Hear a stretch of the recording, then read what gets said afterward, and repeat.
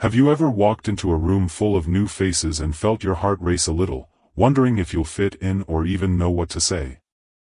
Or maybe you've thought about joining a new group or club but held back because the idea of starting a conversation with a stranger feels overwhelming? If you're nodding along, you're not alone. Making new friends after 60, especially if you're shy or introverted, can feel like stepping into uncharted territory. But here's the good news. It's not only possible, it can also be one of the most rewarding adventures you embark on.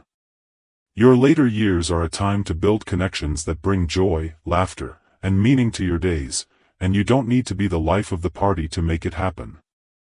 In today's video, we're going to explore 5 simple, practical ways to make new friends after 60, even if you're shy or introverted. These are steps that don't require you to change who you are or step too far out of your comfort zone. Instead, they're designed to help you connect in ways that feel natural and authentic to you. I'll share stories, examples, and tips you can start using today to build meaningful friendships that light up your life. And if you love topics like this, about living well, staying connected, and thriving at any age, please give this video a like, share it with someone who might need it, and hit that subscribe button. I'm on a mission to reach 1,000 subscribers so we can keep bringing you content that inspires and uplifts our community. Let's start with something that might sound simple but can make a huge difference: embracing small, consistent interactions. You don't need to walk into a room and charm everyone to make friends.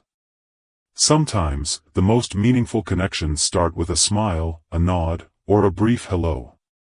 Think about the places you already go. Maybe it's the local coffee shop, the grocery store, or even your neighborhood park.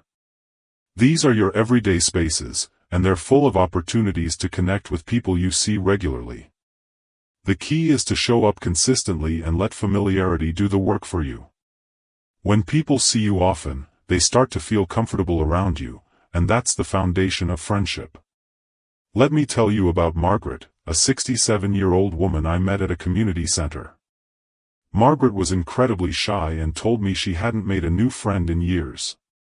She loved reading and would often sit quietly in the corner of the library during book club meetings, never speaking up. But she kept showing up every week. One day, she noticed another woman, Ellen, always picked the same cozy mystery novels. Margaret didn't know how to start a conversation, so she started small. She'd smile at Ellen when they passed each other. After a few weeks, she worked up the courage to say, "I noticed you love mysteries too." That simple comment sparked a conversation about their favorite authors, and soon, they were swapping book recommendations. Now, they meet for coffee every Thursday to chat about books and life. Margaret didn't need to be outgoing, she just needed to show up and take one tiny step. You can do this too. Pick a place you enjoy, a library, a community garden, or even a local cafe, and make it a habit to go there regularly. Don't worry about starting deep conversations right away. Just be present. Smile at the same barista each morning or say hello to the person you see walking their dog in the park. Over time, these small interactions build trust and familiarity. Try this for a week, choose one place to visit at least 3 times, and each time, make eye contact and offer a friendly nod or a quick, "good morning." You'll be surprised how these moments add up, making people feel like they already know you. And that's where friendships begin. Now, let's build on that idea with another way to connect, finding a shared interest that lights you up. One of the easiest ways to make friends is to bond over something you both enjoy. After 60, you've got a lifetime of experiences and passions to share, whether it's gardening, history, music, or even a love for old movies. The trick is finding a place where people who share that interest gather. If you're shy, group settings like classes or clubs can feel less intimidating than one-on-one conversations because the focus is on the activity, not on you. Take John, for example. At 72, John was an introvert who loved history but felt awkward at social events. He decided to join a local history lecture series at his community college. The first few sessions, he just listened, sitting quietly in the back.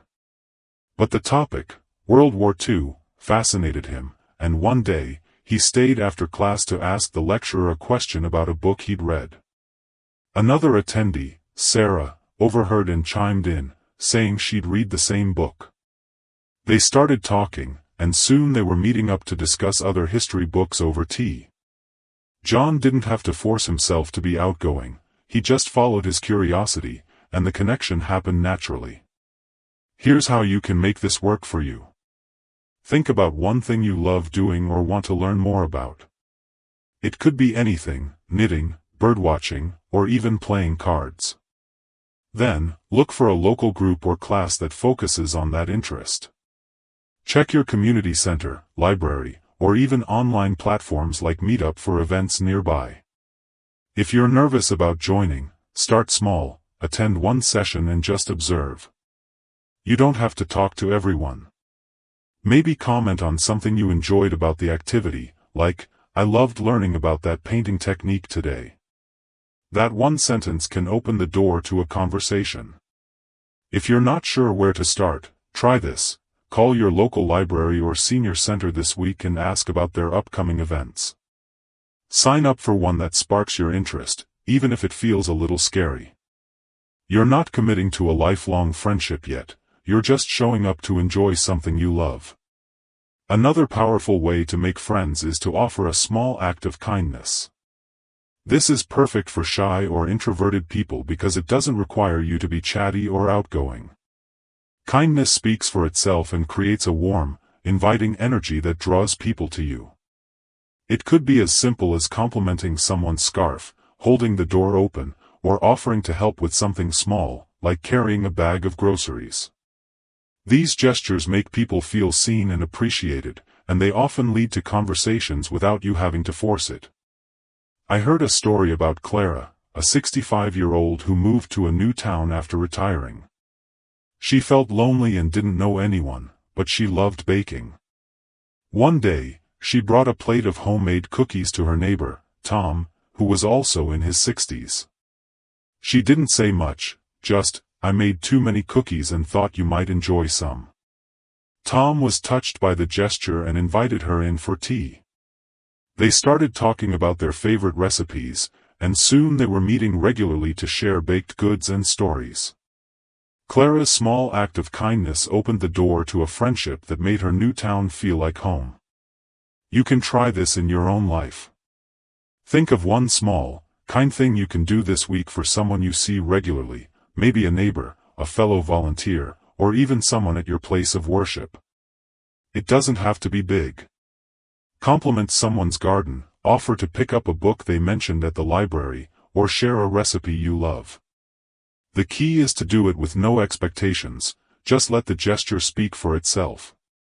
You'll find that kindness is like a magnet, it pulls people toward you in the warmest way. These first steps, showing up consistently, following your interests, and offering kindness, are all about creating opportunities for connection without needing to be someone you're not. You don't have to be the loudest person in the room or have all the right words. Friendships grow from small, genuine moments, and you're already capable of creating those. Now that we've explored these ideas, let's dive into a few more ways to build those connections, including how to take those first conversations a little further without feeling overwhelmed.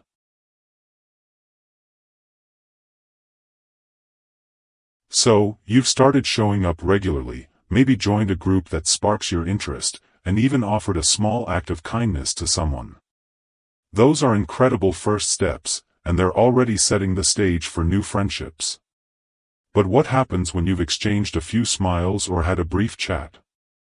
How do you take those moments and turn them into something deeper, especially if you're shy or introverted? That's where our next idea comes in, mastering the art of asking open-ended questions. This is a game changer because it lets you keep a conversation going without needing to talk too much about yourself, which can feel daunting if you're not used to being the center of attention. Think about it like this: people love to share their stories, especially when someone shows genuine curiosity. Open-ended questions are ones that can't be answered with a simple yes or no. They invite the other person to open up, and they take the pressure off you to carry the conversation. For example, instead of asking, "Do you like to garden?" you might ask, "What's your favorite thing to grow in your garden, and how did you get started with it?" That kind of question gives the other person room to share, and it shows you're truly interested in what they have to say. Let me share a story about Robert, a 68-year-old who described himself as painfully shy. He'd been attending a weekly Tai Chi class at his local park for months, but he always left right after without talking to anyone. He wanted to connect but didn't know how to start. One day, he noticed a woman named Linda who always seemed calm and focused during the class. After one session, he took a deep breath and asked, "What do you love most about practicing Tai Chi?" Linda lit up and started talking about how it helped her manage stress and even shared a funny story about her first clumsy attempts at it. Robert didn't have to say much, just a nod or a smile kept the conversation flowing. Over the next few weeks, they started chatting after every class, and eventually, they grabbed coffee together. Now, they're good friends who meet up regularly to practice Tai Chi and talk about life. All it took was one thoughtful question to get the ball rolling. You can try this in your own life, and it's easier than it sounds. The next time you're in a setting where you've been showing up, like that book club, coffee shop, or even a volunteer event, pick one person you've seen before and ask them an open-ended question.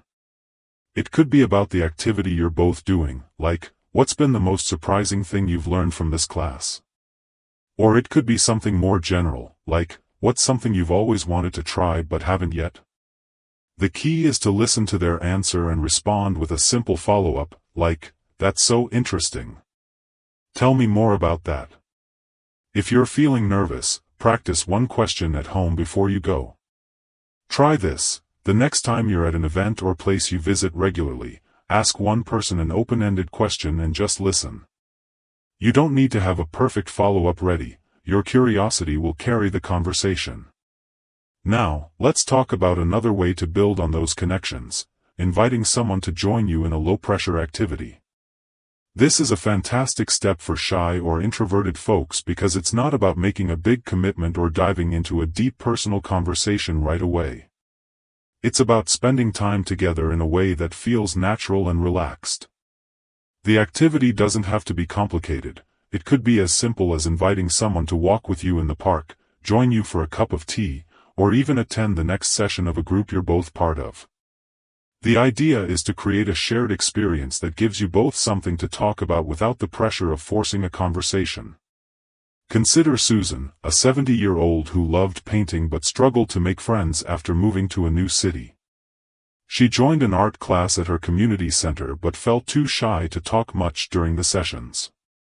One day, she overheard another participant, Diane, mention that she loved visiting local art galleries.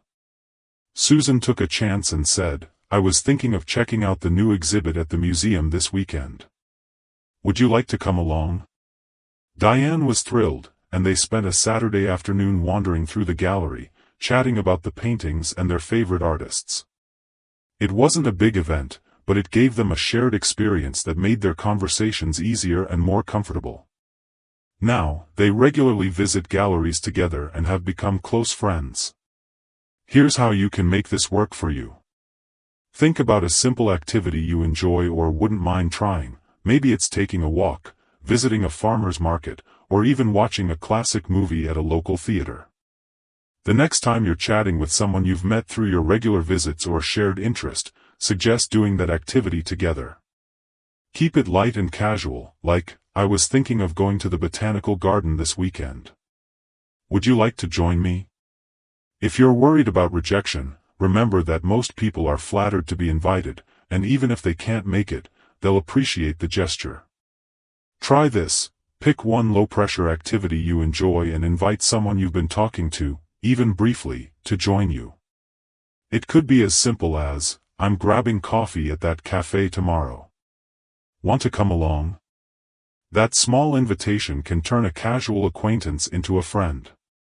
These two steps, asking open-ended questions and inviting someone to a low-pressure activity, are perfect for building on those initial connections without overwhelming yourself. They let you deepen relationships at your own pace, staying true to your shy or introverted nature. You don't need to be someone you're not or push yourself into uncomfortable situations. It's all about creating moments where you and someone else can connect naturally, whether it's over a shared story or a simple outing. Let's keep this momentum going and explore one final way to make new friends, along with some thoughts on how to keep these connections growing strong over time. You've already taken some brave steps, showing up consistently, sharing small acts of kindness, asking thoughtful questions, and maybe even inviting someone to join you for a simple activity. These moments are like planting seeds for new friendships, and they're proof that you don't need to be outgoing to connect with others. Now, let's talk about one final way to make new friends after 60, even if you're shy or introverted, being patient and embracing the slow build of connection. Friendships, especially meaningful ones, take time to grow, and that's okay. For those of us who are a bit reserved, this approach feels natural because it doesn't demand instant closeness or force you to share too much too soon. Instead, it's about nurturing those small moments you've already started, letting them blossom into something deeper over time. Think of friendship like tending a garden. You don't plant a seed and expect a flower the next day. You water it, give it sunlight, and check in on it regularly. The same goes for building relationships. Each smile, each brief chat, each shared moment is like watering that seed. Over time, those interactions add up, and before you know it, you've got a friend who feels like they've been part of your life forever. This is especially comforting if you're introverted because it means you don't have to rush or push yourself into big social leaps. You can take it one step at a time, at your own pace. Let me tell you about Evelyn, a 66-year-old who moved to a small town after her husband passed away. She was shy and felt out of place in her new community. She started volunteering at a local animal shelter, not because she was looking for friends, but because she loved dogs. At first, she kept to herself, focusing on walking the dogs and cleaning kennels. But she noticed another volunteer, George, who was always there on the same days. They didn't talk much at first, just a nod or a quick comment about the dogs. Over weeks, those nods turned into short conversations about their favorite breeds or funny pet stories. Evelyn didn't push it, she just let the moments happen. One day, George mentioned he was hosting a small barbecue for the shelter volunteers and invited her to come. She was nervous but went, and that day marked the start of a friendship that's now one of her closest. It took months, but Evelyn's patience paid off because she gave the connection time to grow naturally. You can do this in your own life. Think about the people you've already met through your regular visits, shared interests, or small acts of kindness. Maybe it's the person you've smiled at in the coffee shop or the one you asked about their favorite hobby. Keep showing up, and don't worry if the friendship doesn't form right away. Each time you see them, offer a warm hello or ask a simple question like, "How's your week been?" These small check-ins build trust and comfort over time. Try this. Pick one person you've interacted with recently and make a point to say hello or ask a quick question the next time you see them. Don't expect a deep bond right away, just focus on keeping the connection alive. Over weeks or months, you'll notice those moments start to feel warmer and more familiar. Now, as you're nurturing these budding friendships, it's worth thinking about how to keep them growing strong. One key is to stay consistent without overwhelming yourself. If you've invited someone for coffee or a walk, follow up in a gentle way. Maybe a week or two later, send a quick message or say, "I really enjoyed our chat last time. Want to do it again soon?" If you're in a group like a book club or class, keep attending and engaging in small ways. Consistency shows people you're reliable, and it gives them a chance to get to know you better. But as an introvert, you also need to honor your own energy. It's okay to take breaks or say no to events that feel like too much. Friendships don't require you to be available all the time, just present when it feels right for you. Another tip is to celebrate the small wins. Maybe you had a great conversation with someone at your art class, or they laughed at a story you shared. Those moments matter. They're signs that you're building something real. Don't measure your progress by how many friends you have or how often you see them. Instead, focus on how these connections make you feel, maybe a little less lonely, a little more understood.